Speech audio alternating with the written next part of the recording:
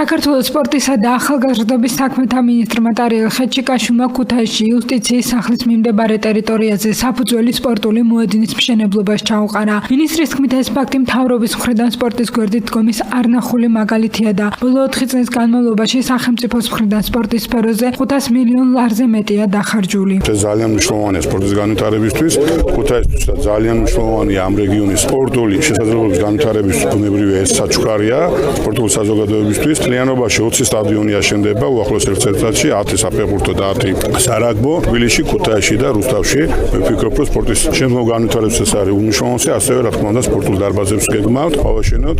მთლიანობაში მინდა გითხრათ, რომ საქართველო ყალიბდება და იქნება ერთ-ერთი ყველაზე სპორტული ქვეყანა რეგიონში. მინისტრმა ქუთაისის მერმა შოთა მურღულიამ და იმერეთის გუბერნატორმა გივი ჭიჭინაძემ სტადიონის მშენებლობის დაწყების აღსანიშნავად შენობის საძირკველში სიმბოლური კაფსულა ჩაუშვა. იმერეთის გუბერნატორის თქმით, აღნიშნული მშენებლობა დიდი სტიმული იქნება ახალგაზრდებისთვის და ხელს შეუწყობს იმერეთში სპორტის კიდევ უფრო განვითარებას. მინდა მოგახსენოთ, რომ ორ სახეობაში ტარდება გაიცა სოფლიო ჩემპიონატი, ეს არის რაგბში და ხერხში.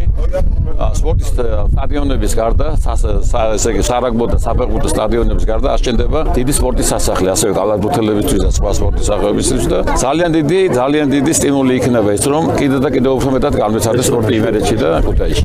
ქალაქის მერმა შოთა მურღულიამ სპორტული მოედნის მშენებლობის მნიშვნელობაზე ისაუბრა. მურღულიას თქმით, მშენებლობა დაჩქარებული ტემპით განხორციელდება, რადგან 2017 წელს ქუთაისი რაგბში ახალგაზრდულ მსოფლიო ჩემპიონატს უმასპინძლებს. სასიხარულო დღე არის ჩვენ ქალაქში, რადგან იწყება ერთ-ერთი მასშტაბური პროექტი, რომელიც გულისხმობს როგორც სარაგბო, ასევე საფეხბურთო ინფრასტრუქტურის შემატებას ქალაქისათვის, რომელიც რამოდენიმე მილიონიანი პროექტი არის და საქართველოს მთავრობის გადაწყვეტილებით ერთ-ერთი ადგილად შერჩეული იქნა ქუთაისი, 3 მოედანი მოეწყობა, 2 დიდი სტადიონი და ეს ყველაფერი ძალიან დაჩქარებულ ტემპში დაიწყო, გამომდინარე იქიდან, რომ 2017 წლის მაისის ბოლოს ქალაქმა უნდა უმასპინძლოს რაგბში მსოფლიო ჩემპიონატს ახალგაზრდებში.